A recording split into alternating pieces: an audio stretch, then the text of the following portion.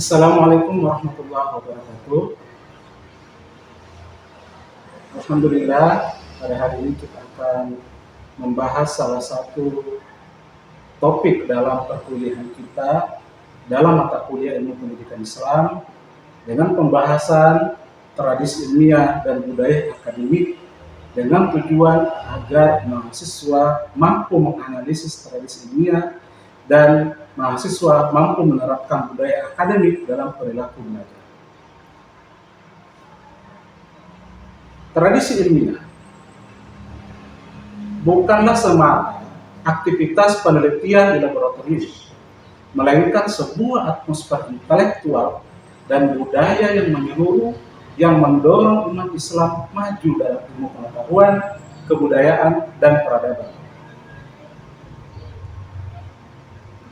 Pandangan ini didasarkan pada keyakinan bahwa sumber utama dalam ajaran Islam, yaitu Al-Quran dan Hadis, secara inheren mendorong umatnya untuk menjadi masyarakat pembelajar yang kritis, rasional, dan kontributif. Berikut adalah poin-poin utama mengenai tradisi ilmiah, yaitu yang pertama, definisi dan ruang lingkup. Tradisi ilmiah dalam Islam adalah suasana atau kultur akademik yang menyelimuti masyarakat dan mendorong untuk terus mencari, mengembangkan, dan mengamalkan ilmu pengetahuan. Tradisi ini tidak memisahkan antara ilmu dan agama, atau ilmu umum dan ilmu agama. Keduanya dipandang sebagai satu kesatuan yang berasal dari sumber yang sama, yaitu Allah Subhanahu wa Ta'ala. Penamaan yang berbeda, misalnya fikih, fisika, kimia, dan lain-lain, hanyalah untuk tujuan klasifikasi, bukan untuk memisahkan atau mempertentangkannya. Tujuan dari tradisi ini adalah untuk memahami kebesaran Tuhan melalui ciptaannya dan mengabdikan ilmu pengetahuan demi kemaslahatan umat manusia di alam semesta. Kemudian selanjutnya adalah apa yang menjadi praktek-praktek dalam tradisi ini. Ada beberapa praktek yang menjadi pilar dalam membangun tradisi ilmiah, khususnya di dunia Islam. Yang pertama adalah tradisi rihlah atau perjalanan ilmiah.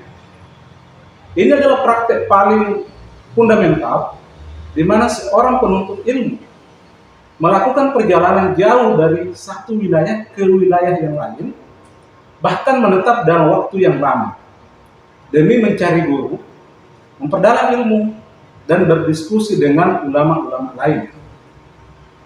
Kemudian mengumpulkan literatur. Praktek ini menunjukkan semangat pengorbanan dan penghargaan yang tinggi terhadap ilmu. Selanjutnya, bentuk dari tradisi ilmiah adalah tradisi menulis dan berkarya.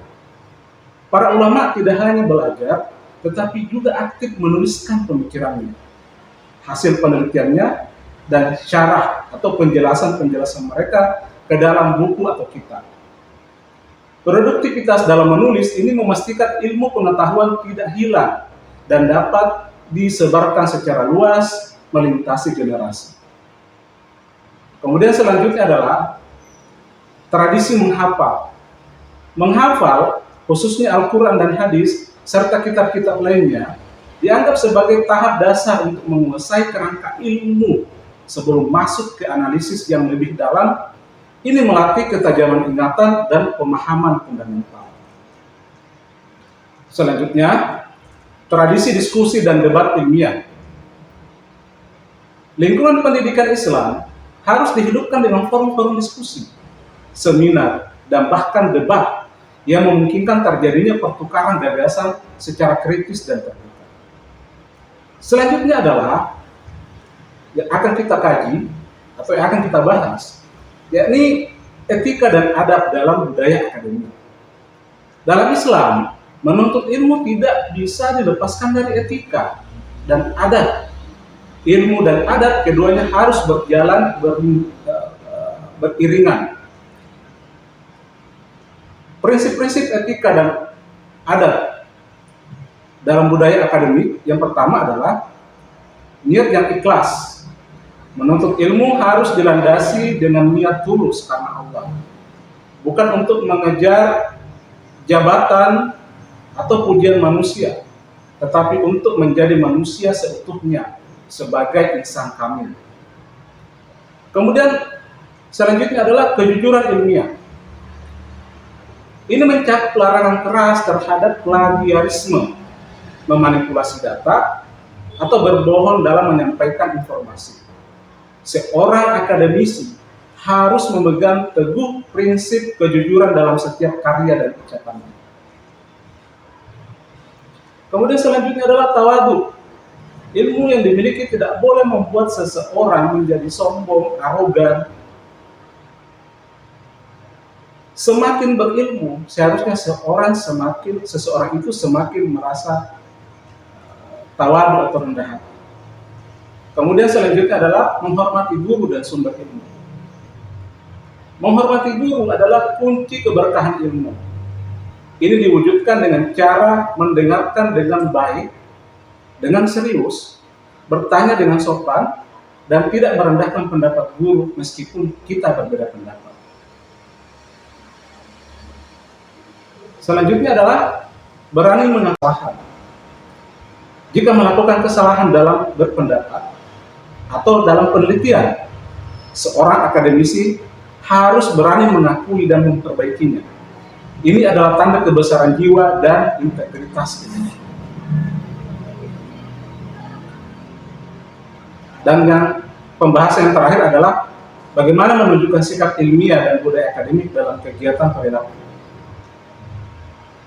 Yang pertama adalah sikap kritis dan analitis. Aktif bertanya kepada dosen atau kepada guru, tentu dengan adab.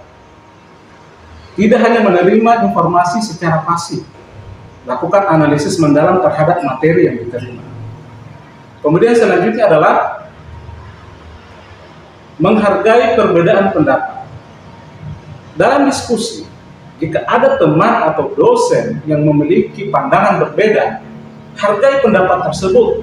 Sampaikan argumen dengan data dan logika, bukan dengan emosi atau cemoohan. Selanjutnya, menjaga integritas. Hindari segala bentuk kecurangan, seperti yang tadi disebutkan, melakukan plagiarisme, atau titip absen, dan perilaku-perilaku culas lainnya. Sekira itu yang kita bahas dalam topik tradisi ilmiah dan budaya akademik. Dengan menerapkan beberapa poin ini, seorang mahasiswa tidak hanya akan sukses secara akademik, tetapi juga akan membentuk karakter yang berintegritas, berakhlak mulia, dan siap berkontribusi bagi kemajuan umat dan bangsa.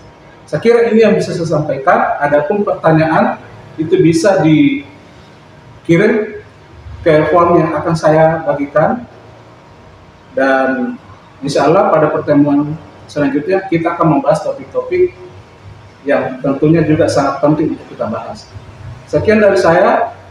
Assalamualaikum warahmatullahi wabarakatuh.